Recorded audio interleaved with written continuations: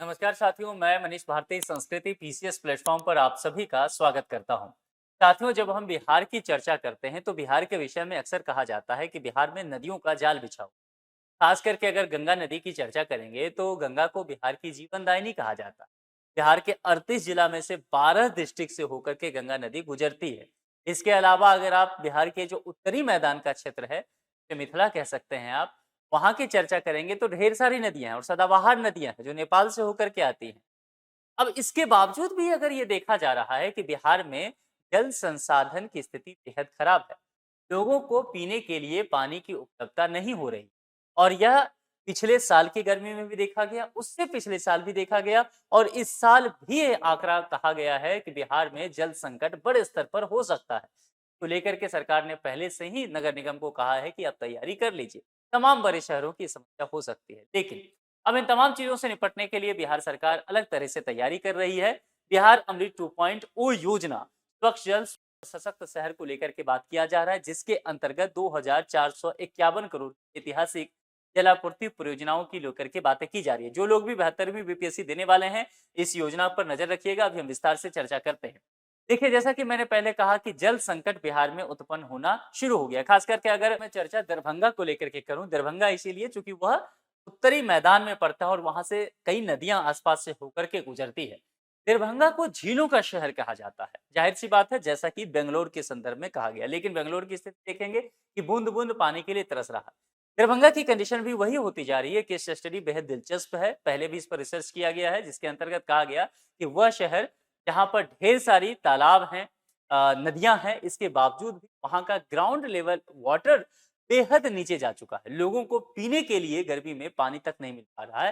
तो इन तमाम चीजों को देखते हुए यह बात तो कंफर्म हो रहा है कि बिहार में जल संकट की स्थिति बनती जा रही है। अब सरकार के लिए बेहद जरूरी है कि फिर वो पॉलिसी मेकिंग करे। इन तमाम चीजों को लेकर के कहा गया है कि किस तरह से बुनियादी ढांचे में कमी है। कहा गया कि शहर की जो आबादी है वो लगातार बढ़ती जा रही है और जो जर्जर पाइपलाइन है, चूंकि सरकार अगर ये चाहती है कि पाइपलाइन से हम लोगों के घर तक पानी निर्बाध तरीके से पहुंचा दे, तो उसके लिए आवश्यक क्या है? ये पाइपलाइन की जो व्यवस्था है वो सुदृढ़ होनी चाहिए, है ना? अगर ये जर्जर स्थिति में होगा तो जाहिर सी बात है आप इस काम में सफलता नहीं प्राप्त कर पाएंगे। तो कुल मिलाकर के यही कहा जा रहा है कि एक तो शहर की आबादी विभिन्न शहरों की तेजी से बढ़ती जाए। दूसरी बात अगर देखा जाए तो जर्जर पाइपलाइन है, इस वजह से भी घर तक पानी पहुंचाना मुश्किल हो जा रहा है और गर्मियों के मौसम में जल संकट की स्थिति उत्पन्न हो पा रही है। निर्भरता का संकट देखिए, पीने के पानी के लिए महंगे जल टैंकरे और भूजल का नुकसान पहुंचाने के लिए निजी बोरिंग की बात लगातार देखी जाती है और बिहार के हर शहर की कहानी है कि लगातार लोग जो है बोरिंग कर रहे हैं। अगर ऐसा ही चलता रहा तो आने वाले समय में ग्राउंड लेवल वाटर और नीचे चला जाएगा। लेकिन लोगों की भी परेशानी है कि पीने का अगर पानी नहीं मिल पा रहा है तो फिर वो क्या करे? या तो सरकार अपने स्तर से इन तमाम चीजों को लेकर के व्यवस्था करे। तो उदय को लेकर के चर्चा किया जा रहा है और अमृत 2.0 का विजन यहीं से आ रहा है। इसके अंतर्गत कहा गया है कि नई तकनीक पर काम करेंगे, जिससे अत्याधुनिक जल वितरण प्रणाली का प्रयोग किया जाएगा, लोगों के घर तक जल पहुंचाया जाएगा। नए स्रोत भविष्य की जरूरत को पूरा करने के लिए अतिरिक्त जो जल स्रोत होगा उसके विकास करने की बात की गई है और कहा गया है कि बिहार के प्रमुख जो 18 शहर हैं वहां तक पूरे बेहतर तरीके से पाइपलाइन बिछा दिया जाए। पाइपलाइन के माध्यम से लोगों तक ये जल जो है स्वच्छ जल पीने का पहुंचाया जाए। इन तमाम चीजों के लिए 2451 करोड़ का ऐतिहासिक निवेश होने वाला है। 72वीं यूपीएससी देने वाले लोग इस राशि को याद रखिएगा, क्योंकि एग्जैक्ट बिहार में आप देखेंगे प्रीलिम्स में आपसे पूछ लिया जाता है कि कितना पैसा वहां पर लग रहा है, तो ये आपको ध्यान रखना है। कुल मिलाकर के कहा गया है कि यह योजना नहीं बल्कि बिहार की जो शहरी जल संकट है उससे दूर करने का एक ठोस उपाय है और इसे पूंजीगत निवेश के तौर पर देखा गया है। जैसे कहते हैं कि कुछ दाग अच्छे होते हैं, तो ऐसे ही कुछ निवेश अच्छा होता है, कुछ व्यय करना अच्छा होता है। अब यहाँ पर इसको लेकर के वुडको को लेकर के बात की गई है। ये वुडको ध्यान रखिएगा क्योंकि ये एग्जाम में आपसे आ सकता है। बिहार शहरी बुनियादी ढांचा विकास निगम अमृत 2.0 की क्रियान्वयन एजेंसी है। तो पहली बात तो इसका फुल फॉर्म क्या है, आपको ये ध्यान रखना है। दूसरी बात, आपसे ये पूछा जा सकता है कि यह योजना अमृत 2.0 है, इसकी क्रियान्वयन करने वाली नोडल एजेंसी का नाम बताइए। तो नोडल एजेंसी यही, ठीक है, तो ये ध्यान रहेगा। अब चलिए यहाँ पर क्या क्या करेगी। पहली बात, वित्तीय आवंटन करने का काम, 18 बड़े शहर हैं जहां पर पाइपलाइन बिछाया जाएगा, तो उसको लेकर के चर्चा करना। आधुनिक इंजीनियरिंग करनी पड़ेगी, पुराने जर्जर पाइपलाइन है उसको हटाने पड़ेगा, नई तरीके से काम करना पड़ेगा और तमाम चीजें करके इस पूरे परियोजना का निष्पादन करने की जिम्मेदारी इसकी है। बुडको द्वारा 2451.39 करोड़ रुपए की लागत से सभी 21 जलापूर्ति योजनाओं का निर्माण करना, उसका प्रबंधन करना, उसको व्यवस्थित तरीके से काम करना है। 21 परियोजनाओं की वर्तमान स्थिति क्या है इसको समझ लेते हैं। कुल स्वीकृति देखेंगे, 21 जलापूर्ति परियोजनाओं का राज्य सरकार द्वारा स्वीकृति दे दिया गया है, तो पहली बात तो काम हो गया। क्रियान्वयन देखेंगे तो 18 प्रोजेक्ट्स पर काम जो है वो शुरू हो चुका है, टेंडर की प्रक्रिया जारी हो चुकी है। और अंतिम चरण की बात करेंगे, 3 नई परियोजनाएं प्रशासनिक स्वीकृति के अंतिम चरण में है, यानी कि कुल मिलाकर के 18 पर काम शुरू और 3 अंतिम चरण में है, तो कुल मिलाकर कितना हो गया, 21 हो गया ना। तो ये 21 जलापूर्ति परियोजना आपको ध्यान रखना है, ये एग्जाम में आपसे पूछा जा सकता है।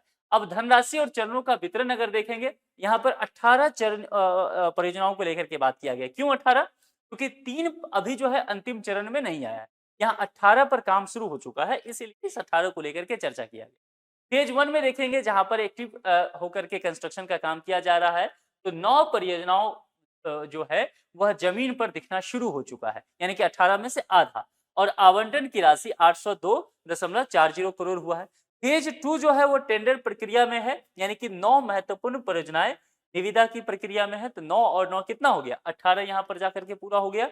और इसमें शामिल शहर कौन होंगे, मोतिहारी, पूर्णिया, दरभंगा, सासाराम। ये अनुमानित राशि क्या है, 1307.91 करोड़ रुपया। ये आपको ध्यान रखना है। कुछ महत्वपूर्ण शहर के विषय में भी ध्यान रखिएगा, हो सकता है तो शहर का नाम आपसे एक स्टेटमेंट में पूछ दे, तो आपको पता होना चाहिए। 18 शहरों का विशाल जाल अगर देखेंगे तो मुख्य रूप से राज्य के बड़े और सघन आबादी वाले जितने भी शहरी क्षेत्र होगा उसको लाभ मिलेगा। 18 प्रमुख शहर का मास्टर प्लान देखेंगे तो उसमें बक्सर भी शामिल किया गया है, आरा शामिल किया गया, पटना भी है, भागलपुर है, दरभंगा है, मोतिहारी है, मुजफ्फरपुर है, ये तमाम शहर उसके अंतर्गत शामिल किए गए। शुरुआती सफलता देखा जाए तो जमीनी स्तर पर काम शुरू हो चुका है, कम से कम 18 परियोजनाएं देखने को मिल रहा है।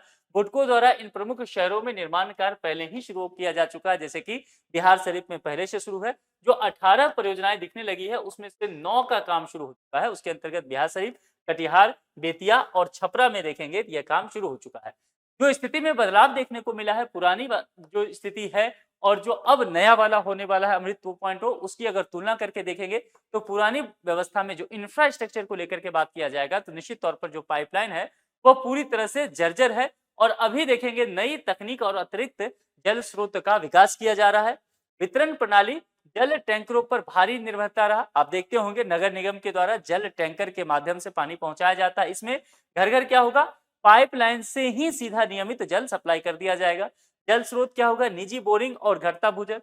जैसे ही तमाम लोग बोरिंग डालना शुरू करेंगे तो ग्राउंड लेवल वाटर धीरे धीरे कम जाएगा और समस्या होगी। यहाँ पर क्या होगा, केंद्रीकृत, सुरक्षित और शुद्ध जलापूर्ति होगा, तो लोगों को बोरिंग गाड़ने की जरूरत नहीं पड़ेगा। दृष्टिकोण क्या है, अस्थायी और अव्यवस्थित उपाय। पुरानी व्यवस्था में यहाँ पर 18 शहरों का लॉन्ग टर्म प्लान तैयार कर रही है और आगे चल करके क्या ध्यान है ना, 3 और जुड़ जाएगा, तो कुल मिलाकर के 21 तक पहुंच जाएगा। निर्भरता का अंत देखेंगे तो हम अब आत्मनिर्भरता की ओर बढ़ते जा रहे हैं। बिहार की सरकार ये चाह रही है कि बोरिंग पर लोगों की निर्भरता कम हो जाए और अमृत 2.0 के पूरा होने के बाद शहरी आबादी को रोजमर्रा के पानी के लिए जो संघर्ष करना पड़ता है वो ना करना पड़े, उनके पास जल की पर्याप्त व्यवस्था हो। टैंकरों का इंतजार करना पड़ता है, जो निजी बोरिंग है उसकी खुदाई करवानी पड़ती है, इसमें पैसा भी बहुत लगता है और ये भूजल के लिए भी बहुत बेहतर नहीं है। तो सरकार के द्वारा ही यहाँ पर स्वच्छ जल पहुंचा दिया जाए।